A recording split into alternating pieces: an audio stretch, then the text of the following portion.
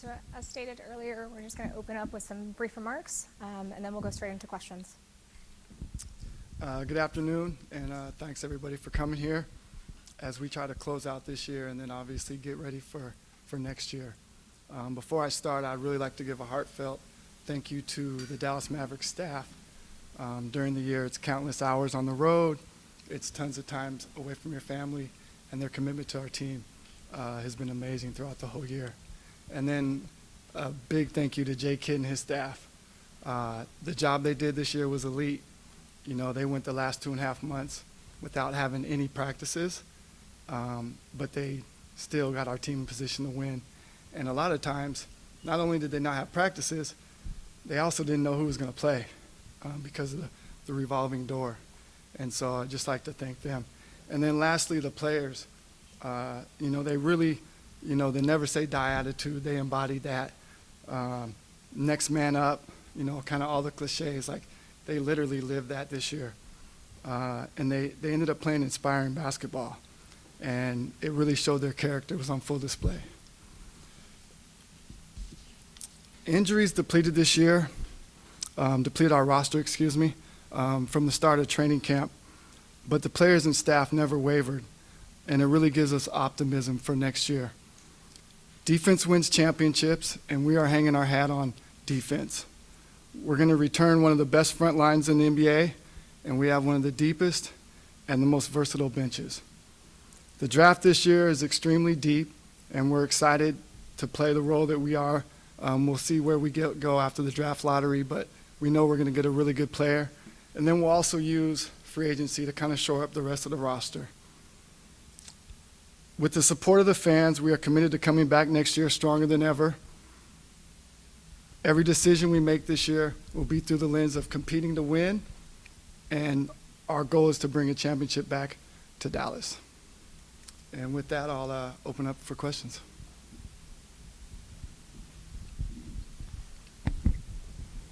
Hey, Nico.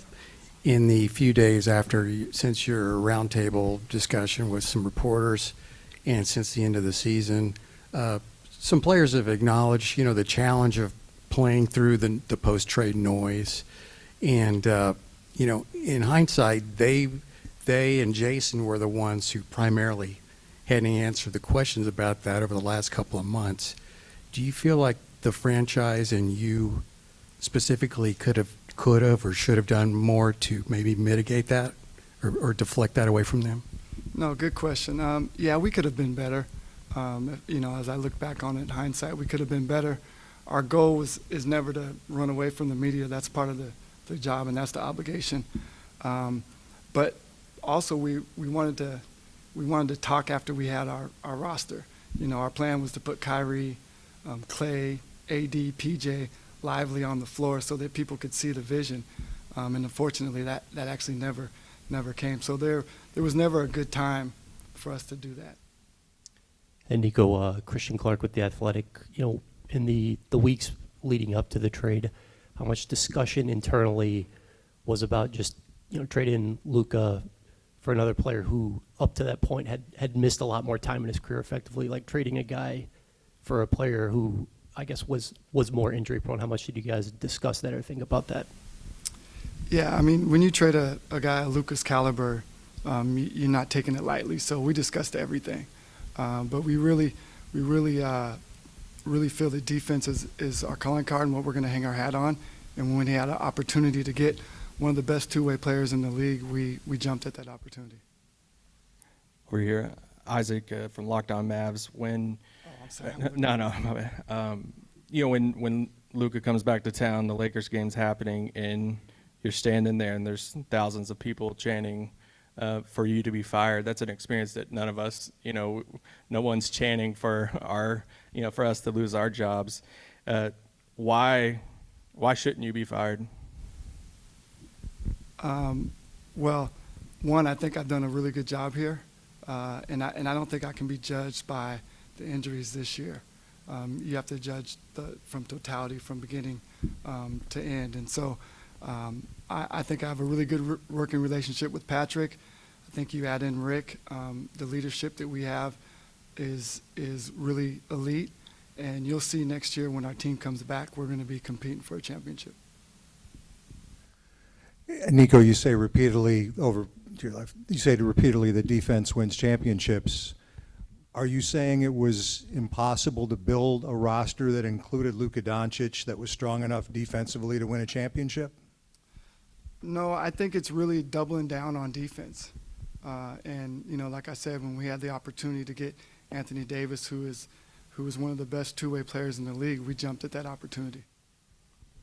Hi, Nico. Joey Mastretta with Clutch Points. Going off that question, you've made it very clear defense wins championships, and that's a very respectable mentality, an old basketball saying. Looking at Luka Doncic, he did get this team to the NBA Finals last year. When you look at Luka Doncic, do you consider him a championship-level player? That's kind of an unfair question. Luka's no longer on this team. But what I am excited about is I do believe we have a championship caliber team, and we'll show that next year. Mike Curtis, Dallas Morning News. Piggybacking off that a little bit, you mentioned last week that Dirk is no longer around the franchise. Obviously, Luka isn't a part of the franchise anymore, and they're two figures that mean a lot to this organization and the fan base. Obviously, it's severed right now, just with everything that's happened. Like, I guess, how do you repair the relationship with the fan base going forward?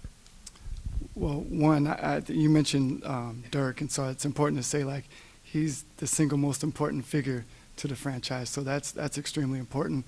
I believe winning will help repair the relationship with the fans, and that's what we plan to do next year. Yeah. I know you said winning will repair it, but have you ever thought about what if it doesn't? I'm an optimistic person, and I move by faith, not by fear. Nico, Joe Trahan from WFAA.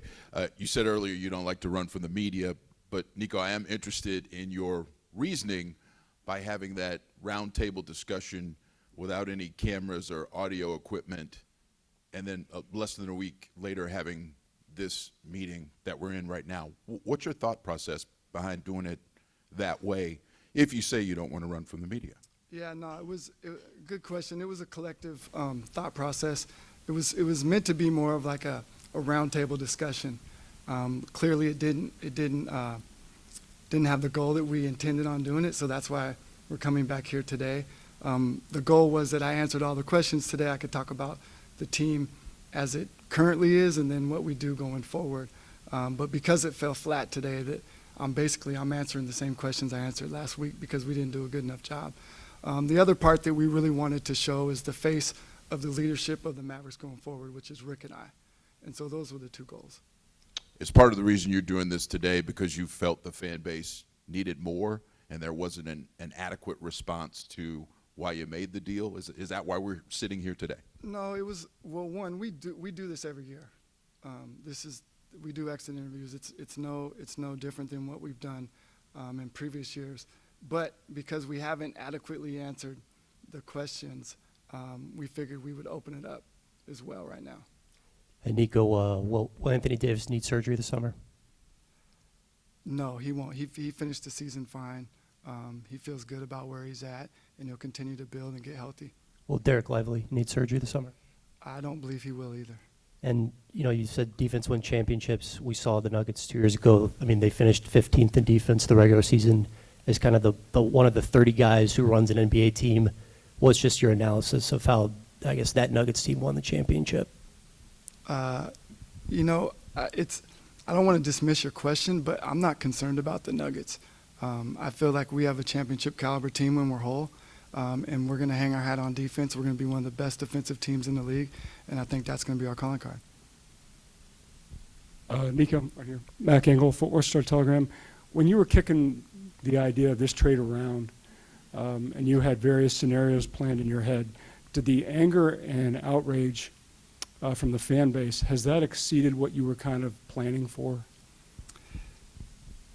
Yeah, good question. I did know that Luka was important to the fan base. I didn't quite know it to what level, but really the way we looked at it is, if you're putting a team on the floor that's Kyrie, Clay, PJ, Anthony Davis, and Lively, we feel that's a championship caliber team, and we would have been winning at a high level, and that would have quieted some of the outrage. And so unfortunately we weren't able to do that, so it just continued to, go on and on. There have been a million theories about why you did the deal. One of them was that you were told to do it, that Mr. Deont said, I didn't want to give the Supermax contract, which is obviously very expensive, to Luka. Were you told that you had to trade him? No, not at all. Patrick reminds me of the leadership that I had at Nike, and a really good leader doesn't tell the people that work for them what to do. It's a collective, well thought out process to make a big move like that. And then also, unfortunately, I'm super stubborn, so someone telling me to do something doesn't work too well for me. Nico over here. Speaking of Patrick, has this impacted your relationship with him at all since making the deal? Has this frayed your relationship working with him? Yeah, it actually strengthened it because we talk a lot more, and we're kind of linked together to this, and so it's made us have to have a lot more conversation. So I believe that we have a really good working relationship. He's came out publicly and supported me, and so I don't take that lightly. And so now I have to deliver on that. What about you and Jason Kidd? You guys have been close for such a long time. How involved was he in this deal at the time, and how has this impacted your relationship with him as well? Yeah, Jason, I've answered this a few times. Jason, I brought him in on the 11th hour. And the reason for that is because constantly during trade deadline, you're having tons of conversations. Most of the stuff never sees the light of day. And so Jason's obligation is to coach the team that he has right there. The last thing I can do is get him distracted by what could be, what may be. Jason and I are connected. We have a great relationship. We've had one for 20 years. And I know how Jason thinks. I know the players that he likes. I know the style of play that he wants to play, and we're connected. Dorothy Gentry from Texas Metro News. Hi, Nico, how personally are you handling all of this? What keeps you in front of everyone? The fans are upset, almost hate. I have to say the word. How do you deal with that? How are you dealing with that? One, and then two, do you understand how they feel? I think they want to know that you feel their pain about losing Luka. What can you say to them? Well, when you have 20,000 people in this stadium chanting "Fire Nico," you really feel it. I mean, I use the word awesome, but not in a positive way. Like, you can really feel how they feel. So yes, I feel them. How am I doing? I'm good. I said this last week. God's got me covered. I have an amazing family and an amazing support group to get through it. But no, I absolutely feel it. But I'm also, my job is to make decisions that I feel are in the best interest of this organization, and I got to stand by the decision, and some of them are going to be unpopular, and this was clearly one that's unpopular. Nico, you've said over and over about defense wins championships, and you've been here several years with Luka before the trade. I'm wondering and he was pretty much a known product. He was who he was. At what point did you decide that you wanted to try to move him for something different? Yeah, it was never it wasn't the straw that broke the camel's back. When you live with someone for 3 years, you get to know their strengths and weaknesses. It was more about a change in philosophy in terms of how can we get a top defensive team that will help us win a championship. Again, this trade may never even have happened, but once the opportunity presented itself, we jumped on it. So that wasn't something that had built over like 6 months, 8 months, 9 months? No, not at all. Grant F. DallasHoopsJournal.com. Over here. Yeah, right here. The organization had dealt with injuries, long before the trade deadline as well, but traded a healthy player in Quentin Grimes for an injured player in Caleb Martin, and it had hard capped the team at the first apron with 14 players. Did maybe the organization have any takeaways from that going forward about managing the salary cap in season, when injuries kind of mount and you need to sign a 15th player? Yeah, absolutely. It's actually a great question. We looked at our managing of the salary cap is maximizing it to its full potential. So Caleb was one of the players that we were able to get that would actually just barely fit under the cap. and the apron, excuse me. And so we took that, and we knew what we were giving up. We knew that we were only going to be able to sign one 10-day, but the chances of 10 players out of 18 available players being hurt, we took that risk to get a player of Caleb who we liked forever. And so we did it. And now, to your point, did we learn something? Absolutely. That, there's scenarios where you can have more than 10 players hurt, which doesn't typically happen. And so that will be something that we'll keep in mind as we move forward. Eddie Sefko, Mavs.com. A couple of things, Nico. Along those lines, it was a horrific season for injuries, but what's your confidence level? I mean, these are older players who sometimes tend to get injured more or take longer to heal. Your confidence level that this was an aberration? Well, one, before the trade, 90% of our injuries were contact injuries. So when you have contact injuries, by and large, those are unavoidable. And so it didn't matter if you were young or old. Contact injuries are contact injuries. So we have a great staff, and so I'm extremely optimistic that next year we'll go back to the mean, and you'll see a really good team out there. Also, what thing or maybe things need to happen in your mind primarily to get this franchise back toward contending status and respectability? Really, we just need to get healthy. I think the team that we're bringing back is a championship caliber team. And we fully expect to have Kyrie back with us next year when he gets healed from his injury, and we believe we'll be competing for a championship.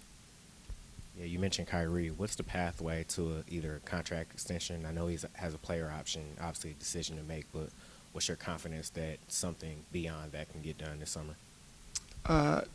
Kyrie is a big part of what our future is, and that's not going to change whether he opts in or opts out. Rashad Miller, Dallas Weekly.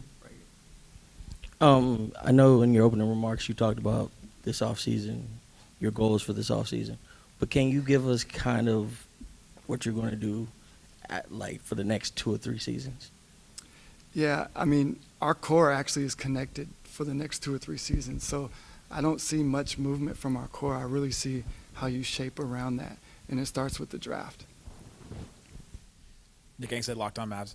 You said that Patrick Deont initially laughed at you when you brought him the Luka trade. What did you say to convince him to approve it? It wasn't really it wasn't really a laugh. It was more of a chuckle.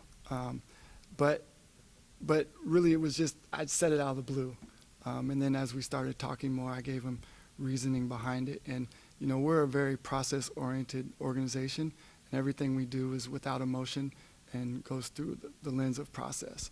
And so once we had those substantive discussions, then he saw the vision. Hey, Christian Clark again. Do you feel like, just to follow up on Mike's question, do you feel like Kyrie opting in is a possibility? It's too early to speculate what Kyrie's going to do, but what I do feel is going to happen. He's going to be a Maverick next year. And then he's going to be out a significant portion of next season. Do you feel like you guys have to do something to address just creation to get through that time, and how do you go about doing that? I feel good. You can't replace Kyrie through free agency. He's too good of a player. We have a really deep, versatile bench, and some of those guys will have to create. They'll have to create the void. It's going to be by committee. We'll use free agency, and then we'll also use the draft. Nico, Noah Weber from the Smoking Cuban. One thing you said a few minutes ago is you said, me and Coach Kidd are aligned. You know the player that he likes. But when it comes to a trade of this magnitude, obviously, it's the main player that led y'all to the finals last season. So I wanted to ask you, what did that conversation look like at the 11th hour when you told him that y'all would be trading Luka Doncic? And do you think it was fair to him to have y'all's entire team built around Luka, but then in the middle of the season, him having to pivot to a completely different player to try to make the title run again? Sure, I think there's some difficulties anytime when you do a trade that big during the middle of the season. I mean, we saw it when we traded for Kyrie a couple years ago. Sometimes trades take a little longer to you to really see like how good of a trade it was. But I also know his connectivity to Anthony Davis. He won a championship with him with the Lakers. I know his admiration for him as a defensive player, and so I wasn't worried about that. What did y'all's conversation look like when you let him know? It was really brief. I just told him the reasoning behind it and let him know, and he understood, and he got geared up to start whiteboarding to get ready to see how we would play with Anthony Davis. I don't think it's about agreeing, but he aligns with how I think in terms of defense wins championships. That's how he feels. So he also aligns with the philosophy of versatile style of play. And so it wasn't really about agreeing or disagreeing. It was about, I see the vision, let's go. And then defense has been one thing that's been talked about so many times when you're referring to this trade. With you trading Luka, it's in a way you're betting on Anthony Davis to help you guys, but it's also you thinking maybe Luka would help, or that AD would help more than Doncic did. Outside of defense, why are you betting against Luka Doncic not being able to bring y'all a title when he was here? Yeah, it's more about AD than I'm not going to bet against Luka or speak negatively towards him. He's not here anymore, but it's the belief that I have in the guys that are in this locker room. Nico, Russell Scott, News Radio 1080 KRLD. Did you say you did not foresee the fan reaction with the trade? And what would going public with the trade have done? I don't quite understand. What would have happened if you would have gone public? No, I said I did see the outrage, just maybe not to the degree that it actually ended up being. But I also think part of that is because we weren't able to put a team on the floor that was day in and day out winning. I think if we would have put the team that we intended to put on the floor, I think that would have quieted some of the outrage. Nico, Brad Townsend, Dallas Morning News again. This kind of piggyback off my first question. So during the Western Conference Finals run 3 years ago, and then also during the Finals run, you weren't really out in front of cameras. You were really letting the players and the coaches take the credit. But I wonder if this year has been a lesson to you in terms of, as you put it, being a public face of the franchise, in terms of standing up during times of crisis, and because it feels like this franchise was in crisis mode these last couple of months. Yeah, it's we always at the end of the year we evaluate everything and what we could have done better, and clearly we could have done a better job with that, and we take that and we own it, and you'll see us be better going forward. Nico, back here, Sam Gannon, Fox 4. Luka recently did a sit-down with ESPN's Malika Andrews, and he was asked about a question that was posed to you last week about whether or not you believe that you could contend for championships with Luka at the centerpiece. You said defense wins championships. Luka was quoted as saying, "It's just sad the way he's talking right now. I never say anything bad about him, and I just want to move on." How do you react to that quote? I feel the same way he does. Like, I've actually never spoken ill of Luka at all, and I just ready to move on with this team that we have. You having fun? There's been quite a bit of speculation that one of the reasons that you made the trade was that you guys just couldn't get along in terms of he saw things and his team saw things that he's going to do it this way, and you wanted him to do it that way. True or not? No, I worked at Nike for 20 years, and there's like superstars. They have teams around them, and you have to cater to them, and that's part of the job, and they've earned it. So I don't worry about getting along with people. I can work with anybody. Then the other observation is not necessarily that you made a big trade, but what you got in return. What did you feel like prevented you, and maybe that's the wrong word, from getting more in return when we've seen other NBA trades? The one that stands to mind is Rudy Gobert, what Minnesota gave up to acquire him, that you couldn't necessarily get more from Los Angeles than three assets. Yeah, I think the biggest thing is, and I said this last week, if you don't value AD as an all NBA player and an all defensive player, then you're not gonna like the trade. We targeted AD, but if you don't like him, then there's nothing else we get that's gonna make you excited about the trade, and we value him. All right, just 2 more questions. Dylan Reed, Ticket in Dallas. Are you worried that the Luka trade is going to hurt you guys in free agent negotiation moving forward? You know, it feels as though, and at least he's highlighted as much, that he feels as though maybe it really was done behind his back. Are you worried that moving forward, other players that come here might think, well, if I go there, what if they trade me without knowing? Is that a concern you guys have? Not at all. When I first got this job here, I was told that the Dallas Mavericks, struggled to get free agents, and one of the things I said is we're going to get free agents. And it's not just about me, but you have Hall of Famer Jason Kidd.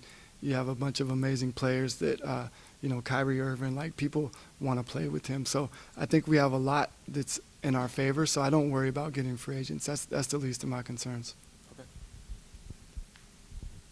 Rashad Miller again.